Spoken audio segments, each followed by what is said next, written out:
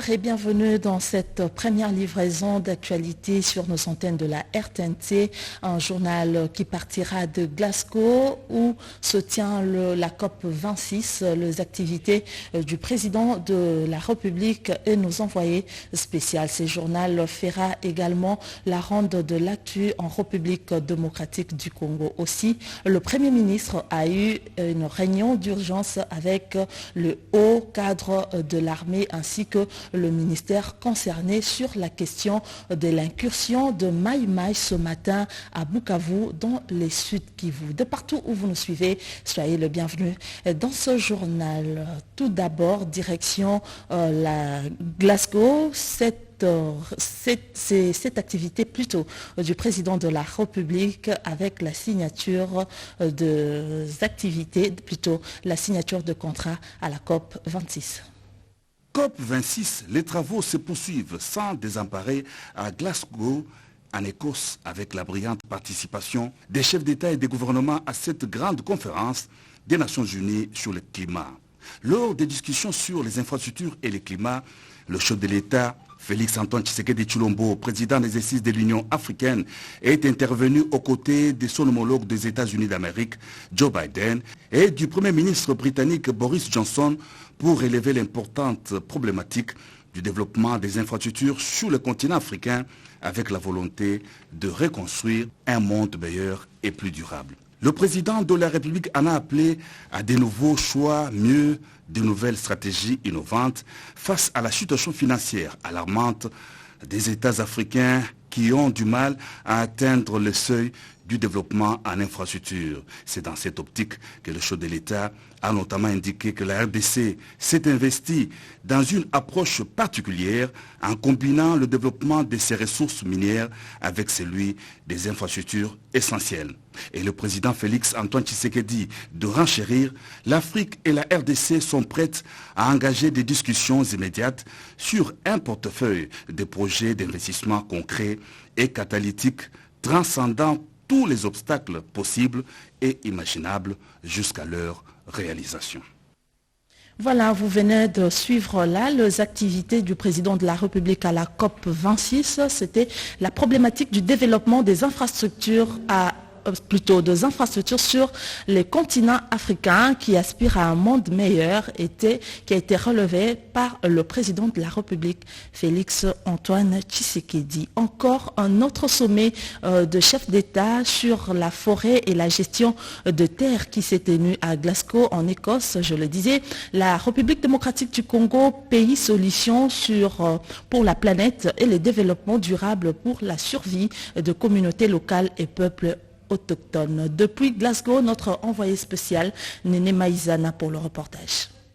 La conférence des parties sur les changements climatiques qui s'est ouverte à Glasgow au Royaume-Uni continue son bon chemin. De bonnes intentions de limiter les émissions de gaz à effet de serre à 1,5 degrés Celsius se confirment par les chefs d'État du monde. La République démocratique du Congo, pays parti à la COP 26, se positionne avec un seul message, la RDC pays solution. Devant la tribune des Nations Unies à la COP 26, le président de la République démocratique du Congo, Félix Antoine Tshisekedi Tshilombo, a réaffirmé l'engagement des pays du bassin du Congo pour assurer un développement durable et l'amélioration des conditions de vie des communautés lors du sommet des chefs d'État sur la forêt et la gestion de la terre. La forêt, la biodiversité, les mines, l'eau douce constituent l'enjeu majeur pour la survie de la planète Terre, comme l'a relevé la vice-première ministre, ministre de l'Environnement et le Développement durable, Eve Bazaïba. Les représentants des peuples autochtones pour les bassins du Congo, Patrick Saïdi, coordonnateur du DGP, a salué les engagements des chefs d'État et les appelle à mettre en application leurs décisions pour la survie des peuples autochtones.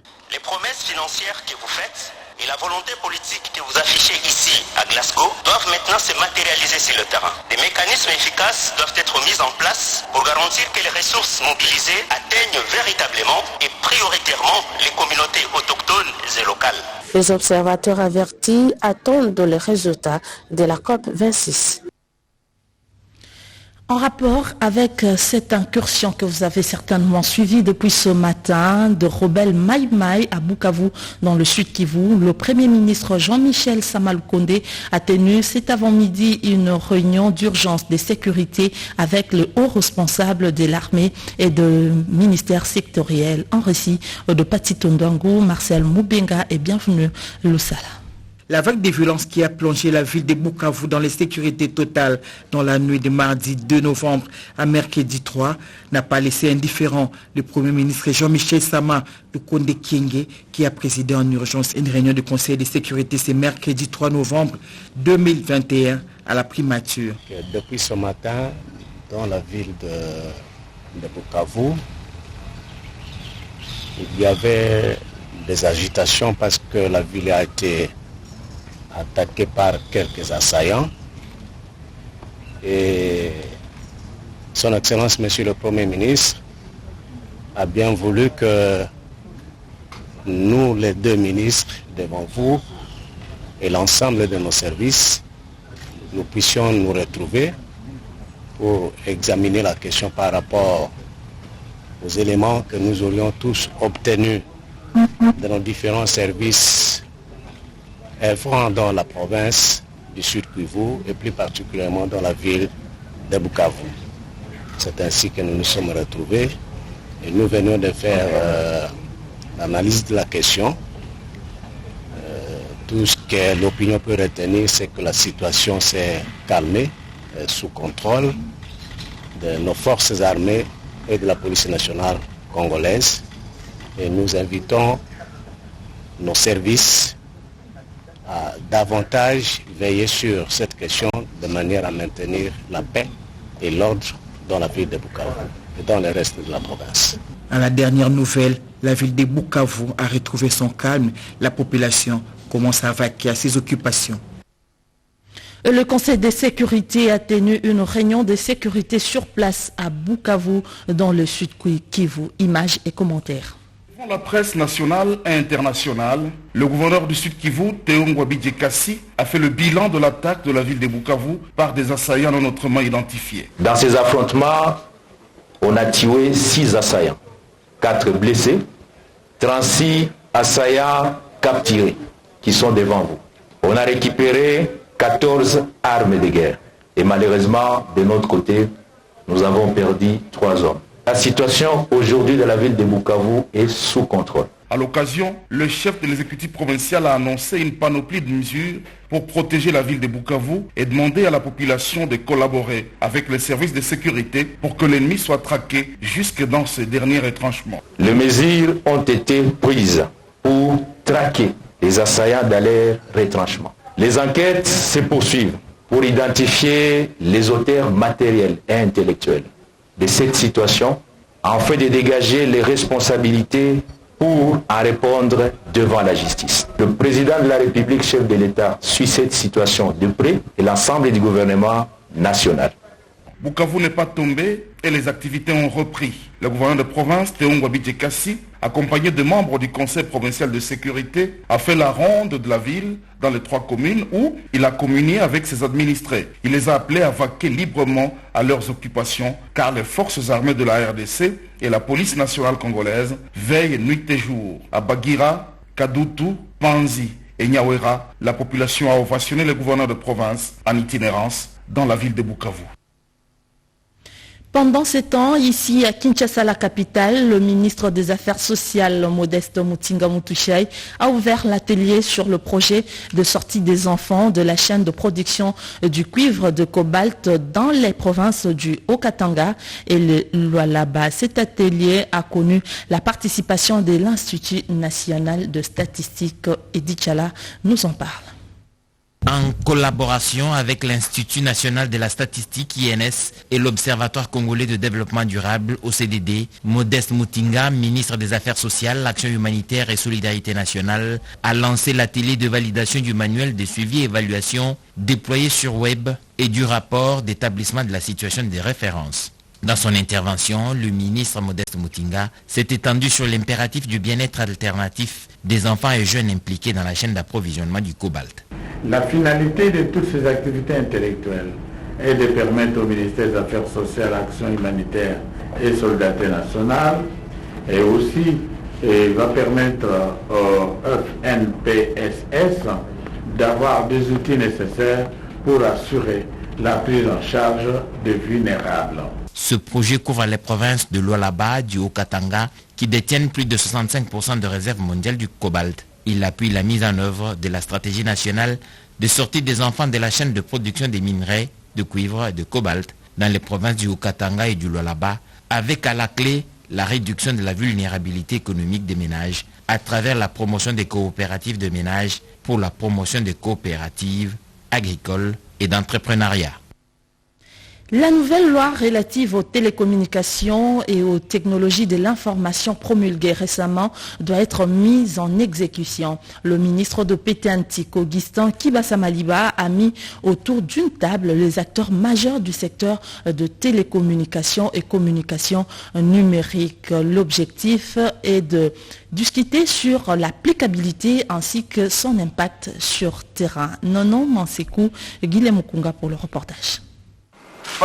Une réunion de travail a regroupé les acteurs majeurs du secteur des télécommunications et communications numériques autour du ministre des Pété-Antique. Augustin Kibasa-Maliba et ses acteurs devaient prendre acte de la loi numéro 20/17 du 25 novembre 2020, publiée dans les journaux officiels le 22 septembre 2021. Cette loi porte sur les télécommunications et les technologies de l'information et de la communication. L'autorité des tutelles et ses invités devaient tirer aussi des conséquences des droits et réfléchir sur l'impact de cette loi, voire les mesures urgentes à prendre pour son application afin de booster la croissance du secteur des télécommunications. Son Excellence, Monsieur le Ministre, a tenu à réunir tous les responsables du secteur. Il a dit que cette nouvelle loi qui a été signée, promulguée, publiée au journal officiel, offre une opportunité pour booster le secteur dont il a en charge et dont nous participons à son développement. Ceci étant, il a émis le vœu qu'une commission puisse se tenir rapidement pour réfléchir sur les mesures d'encadrement de cette loi. Et vous conviendrez avec moi que la loi passée, la loi 013, n'avait pas eu les mesures d'encadrement appropriées. Une commission a été mise sur pied pour rédiger des termes de référence devant accompagner rapidement cette réforme qu'apporte cette loi à l'organisation et à l'administration de l'ARPTC, de la SCPT, du RENATELSAT et de la SOCOF. À quand une politique nationale de recherche scientifique? Cette question était au cœur des échanges entre le ministre de la Recherche scientifique, José Panda, avec la délégation de l'Agence universitaire de la francophonie. La réponse de ceux qui se sont dit dans ces reportages de Marika Lang. Les différents centres de recherche de la République démocratique du Congo peuvent compter sur l'Agence universitaire de la francophonie. La délégation de cette structure sous-régionale, conduite par la directrice Aïda Aïssiatou, a rencontré le ministre de Recherche scientifique et Innovation technologique, José Mpanda Kabangu. Les échanges ont tourné autour de la promotion de la recherche à travers le soutien à la réforme de la promotion de la politique nationale de recherche. L'Agence universitaire de la francophonie soutient l'idée de porter les besoins des centres de recherche membres de cette association. La RDC est un très grand pays de ma région. Comme nous sommes une agence qui regroupe des universités et des centres de recherche, dont un certain nombre dans votre pays, l'idée c'est de venir porter un peu la parole et les besoins des centres de recherche qui sont membres de notre association auprès de leur ministère de tutelle. Aïda Aïssiatou Siwonyu s'est dit très satisfaite de la réaction du ministre José Mpanda. Écoutez, la réaction du ministre a été très enthousiaste et je dirais très encourageante parce qu'il a une très bonne connaissance des enjeux de son ministère et des enjeux de la recherche en Afrique centrale et je dirais même en Afrique en général. Donc je crois que nous allons pouvoir vraiment bien travailler, convenir ensemble de pistes très précises de collaboration. La promotion de la recherche en République démocratique du Congo, cheval de bataille du ministre José Mpanda Kabangu. 21 millions de dollars américains, c'est l'enveloppe du PNUD pour la réhabilitation de la desserte en eau potable dans la province du Kasaï oriental et de la Lomami. Cette bonne nouvelle a été annoncée hier au ministre de Ressources hydrauliques, Olivier Moukaleng. La desserte en eau potable et électricité dans les provinces du Kasaï oriental et de Lomami figure parmi les priorités du ministre des Ressources hydrauliques et électricité, Olivier Moukaleng. Des partenaires du gouvernement, notamment les PNUD, veulent contribuer dans la gestion efficiente de cette denrée rare dans cette partie de la République. Les délégués du service accéléré pour l'assainissement et l'eau dans les provinces du Kasaï oriental et de Lomami l'ont dit au ministre Olivier Moukaleng. La problématique majeure, ce n'est pas seulement l'infrastructure, mais c'est aussi la gestion qui vient après l'infrastructure. Un système d'eau très beau, mieux construit, mis en place, ne peut perdurer que s'il y a une gestion conséquente qui s'ensuit. Alors le focus pour nous, c'est de pouvoir améliorer cette gestion au travers des gestionnaires, améliorer les capacités de gestion, afin qu'ils puissent mieux gouverner les systèmes d'eau, et l'action et l'accès à l'eau sera un peu plus pérenne dans ces différentes communautés. 21 millions de dollars américains ont été engagés dans le cadre de ces projets d'intérêt communautaire pour faciliter l'accès à l'eau et à l'électricité dans ces deux provinces. Pour faciliter l'accès à l'eau et à l'électricité dans ces deux provinces. À présent, amorçons les tours de ville et de province pour vous parler de l'actualité à l'intérieur du pays. Dans une tribune d'expression populaire, la jeunesse de différentes chefferies du territoire de Walungu ont exposé les problèmes qui touchent les différentes couches sociales de ces territoires. Réfléchir ensemble et proposer des pistes de solutions durables, c'est le but principal de cet échange qui a eu lieu à la salle Molef de Kaziba. Commentaire Lopez Gakuba. Dans ces face-à-face avec les jeunes de Kaziba, Luinja et Buruni, plusieurs points ont été évoqués, parmi lesquels la prise de conscience. L'honorable Norbert Basengezi Katintima, notable du Sud Kivu, a invité les jeunes à la réalisation des projets de développement. Vous êtes une force et vous vous ignorez. Donc la réunion, c'est pour faire renaître l'intelligence qui est en vous.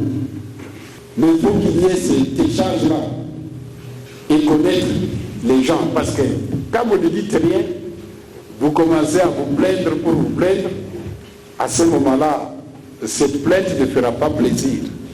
Prêchant par l'exemple, Norbert Basengezi Katintima a posé plusieurs actions de développement en faveur de jeunes dans les territoires de Walungu en particulier et dans le Sud Kivu en général. Nous avons vu c'est un homme d'action. Alors, ce qu'il parle, lui le fait. Et d'ailleurs, il y a un adage qui dit que vous devez croire à mes paroles. Si du moins vous ne croyez pas à mes œuvres, mais lui, quand il parle, il réagit en même temps. La rencontre d'aujourd'hui m'a relevé beaucoup de choses parce que moi aussi j'avais même tant de questions que je me posais moi-même personnellement, oui.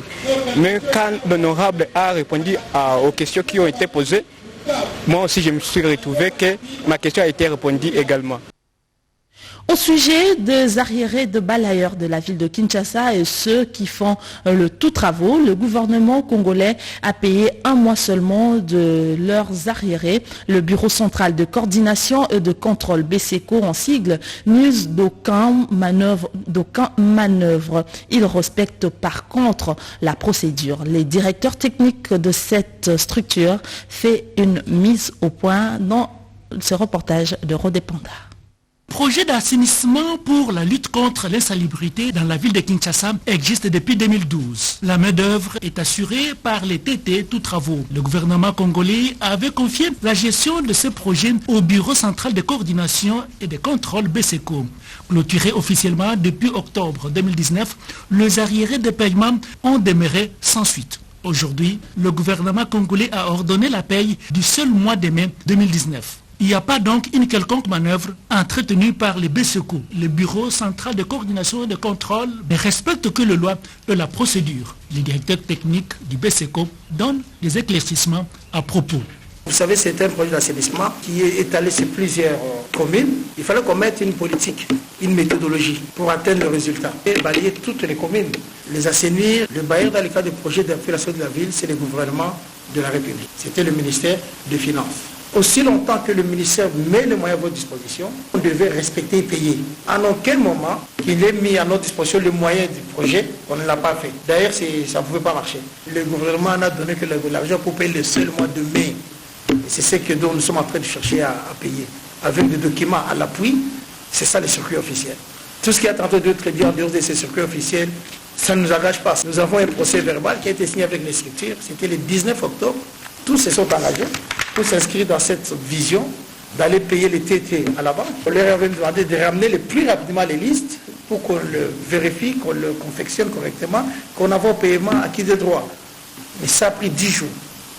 Au Nord Kivu, c'est une victoire pour les forces armées de la République démocratique du Congo. La reddition d'un des seigneurs de guerre, Janvier Karairi, du groupe rebelle Alliance de Patriotes pour un Congo libre et souverain, APCLS en sigle. C'était à Kichanga, dans le territoire de Massissi. Le général autoproclamé Kapitula Balikafta Eli s'est rendu avec ses hommes et 24 armes. Ils ont été accueillis par le commandant Sokolade, le général brigade Moueoulou Lumbu Evariste. Images et commentaires. Point Namoulis de Kichanga, territoire de Massissi, a envahi ce lundi par une foule compacte, pas pour un meeting populaire, mais pour être témoin de la reddition du général autoproclamé Kapitula Balikafa Eli, numéro 2 de la rébellion de la PCLS, venu se rendre avec une trentaine d'hommes et une vingtaine d'armes. Mimi ni général Komanda Sego wa General Janvier, na ikiwa nimefika hapa sijitume mimi mwenyewe na sifika aseme niko natoroka, hapana, lakini kitendo nimefanya hapa siku chache mtamuona naye Karairi anasimama hapa anabasalimia sakiti niko nabasalimia. La société civile noyau de Kichanga salue la reddition de ce numéro 2 de la PCLS qui a officiellement remis ses hommes et armes au commandant Soukola 2, le général de brigade Mouehoulumbo Evariste. Cette reddition, c'est un symbole fort pour la paix en chefferie de Bachali. Cela prouve en suffisance que les APCLS qui restent aussi dans la forêt vont regagner et vont emboîter ce pas de ce que Eli vient de faire. Pour le lieutenant-colonel Djike Kaiko Guillaume, porte-parole Soukola 2, plus rien n'empêchera les FARDC à débarrasser Massissi des groupes armés. Aujourd'hui, vous venez de voir qu'il y a encore une trentaine d'éléments qui viennent de se rendre, mais aussi on vient de vous présenter à peu près plus de 24 armes. C'est pour vous dire que le secteur opérationnel Nord Kivu Soukola 2 s'attelle chaque jour qui passe à matérialiser le je veux du chef de l'État, lequel je veux consiste à pacifier toute la partie est de la République démocratique du Congo. Voilà le pourquoi de l'état de siège et voilà pourquoi tout le monde doit mettre la main à la pâte. Une fois de plus, une façon de vous dire, comme nous l'avons dit la fois passée, incessamment Massissi sera déclaré comme un territoire sans activisme des groupes armés. Depuis le début de l'état de siège, le secteur opérationnel Soukola 2 vient de récupérer. Pour accroître la desserte en électricité à Lubumbashi et plusieurs coins de la province du Haut-Katanga, le gouverneur Jacques Kabula Katwe a remis une somme d'argent au directeur provincial de la SNEL pour l'achat des 10 transformateurs. Avec une délégation de la société namibienne Typhon Capital Group, le gouverneur du Haut-Katanga négocie l'accordement électrique avec le territoire de Sakania. Un reportage de Didier Bumba de la RTNC Lubumbashi. Cette somme d'argent remise au directeur provincial de la SNEL par le gouverneur Jacques Kabula Katwe va permettre à cette entreprise publique chargée de la distribution de l'énergie électrique d'acquérir 10 transformateurs. Ces transformateurs serviront à augmenter la desserte à l'électricité dans plusieurs quartiers de la ville de Lubumbashi et dans d'autres coins de la province du Haut-Katanga avant les fêtes de fin d'année. Nous sommes heureux d'annoncer que Son Excellence, Monsieur le Gouverneur, a fait un don pour la population. Et ce don, c'est pour permettre à la SNEL d'améliorer la desserte. La desserte en électricité Il en sera également question au cours des échanges que l'Union Indio-Katanga aura avec la délégation de la société namibienne Typhoon Capital Group. Conduite par l'ambassadeur de la RDC à Windhoek, Astaz Kaboba, la délégation a annoncé à Jacques Kaboula la distribution de l'électricité dans les territoires de Sakania d'ici au premier trimestre de l'année prochaine. Nous avons signé un protocole d'accord avec la SNEL pour la distribution entre Kasumbalesa et Mokambo et aussi Sakania. Un projet de 123 km, 220 à Kavea. Ça sera une distribution entre la Zambie et Sakania. Cette distribution de l'énergie électrique au territoire de Sakania a été rendue possible grâce à la signature d'un protocole d'accord entre la SNEL et la société Typhoon Capital Group basée en Namibie.